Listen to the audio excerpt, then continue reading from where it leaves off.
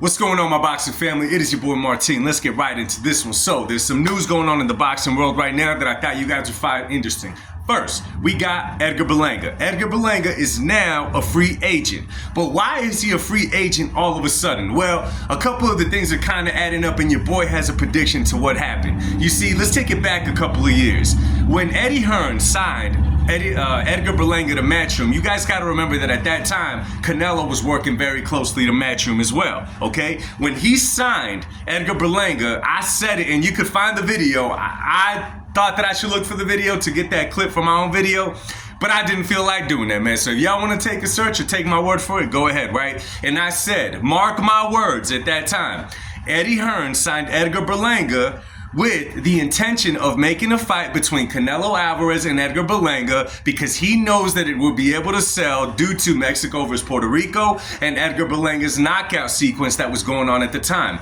Guess what? It ended up happening. Then, after Canelo, all of a sudden, Edgar Berlanga is fighting in a small card in a small venue in Orlando, Florida against an opponent which maybe the dude didn't even have a puncher's chance against Edgar Berlanga. God bless the dude. He stepped in the ring. I hope he got some money from that fight, but he shouldn't have been in there in the first place. So what do I think it was? In the beginning point, that's all it was, in my personal opinion, with Eddie Hearn. He was trying to make that one fight cash out with Edgar facing Canelo Alvarez, and now he has moved on, and we'll see what Edgar does next. Is he going to go work with Turkey? Is he going to go with PBC?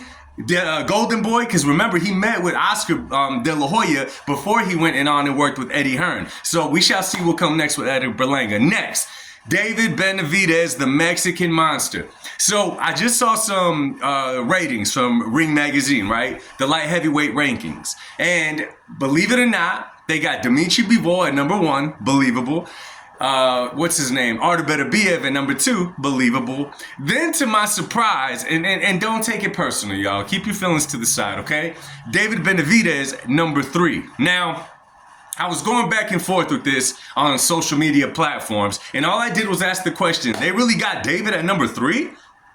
Because to me, I would have put someone else at number 3. Not taking away from David. Not taking anything away from David. If you guys know, I've been saying that David could do great things at 175 if he just takes his time. He could take over that division in a couple of, in a year or two. He could definitely take over. If he jumps right into a big fight, I'm not saying he has no chance, but he's taking a huge risk. But I was very surprised to see him ranked number 3. And why is that? Now, the answer that I got was that he beat 2 champions, ranked champions at 175. Now, let me remind you guys, Vozadek was coming off of a 2-year layoff to fight David Benavidez. The man was literally brought in for David Benavidez to showcase his arrival at 175. That's why the man was brought in. Have you guys seen Vozadek fight again? Have you guys heard talks of him coming to fight again? I haven't either. So that is what I think of that, and I'm going to stay stuck on that, right? Now you got David Morrell. Now, we got to be fair with the David Morrell fight, because although we knew that David Morrell was about 10 or 11-0 going into his fight with David Benavidez, many of us, including myself, gave him a good chance at beating David Benavidez. Matter of fact, when the fight was finally happening, I said due to styles and the way that he could bring his A game to the fight, that there's a chance he could pull off the upset if he fought a certain way. Well, I was wrong. It turned out to be a really good fight. David Benavidez came out victorious. But now I'm thinking, okay, does he rank above a Callum Smith? Let's just use Callum Smith for right now. Does he rank above a Callum Smith at 175? Mind you, Callum Smith has 2 losses in his resume. One to Canelo Alvarez and one to Artur Beterbiev. Okay, Artur Beterbiev is the man that's at the top right now at 175, right behind Dmitry Bivol. And the rankings show that. But to have Benavidez right after those 2 guys, I don't know, man. I'm going to be real with y'all. It doesn't sit too well with me. I got to keep it 100. I got to keep it 100. Now, it's Ring Magazine.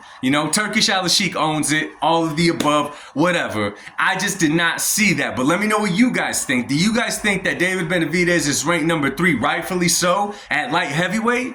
Or do y'all think that they're being a little bit too generous by giving him that 3rd spot, being that there's other guys in the division who have done more as far as the division goes, and somehow they're ranked after David Benavidez? Drop it in the comments section. I want to know. And remember, it is Wednesday, 8 p.m. Pacific time. We are going live. I'm not sure of the topic yet, but be there or be square. Much love. God bless y'all, and peace.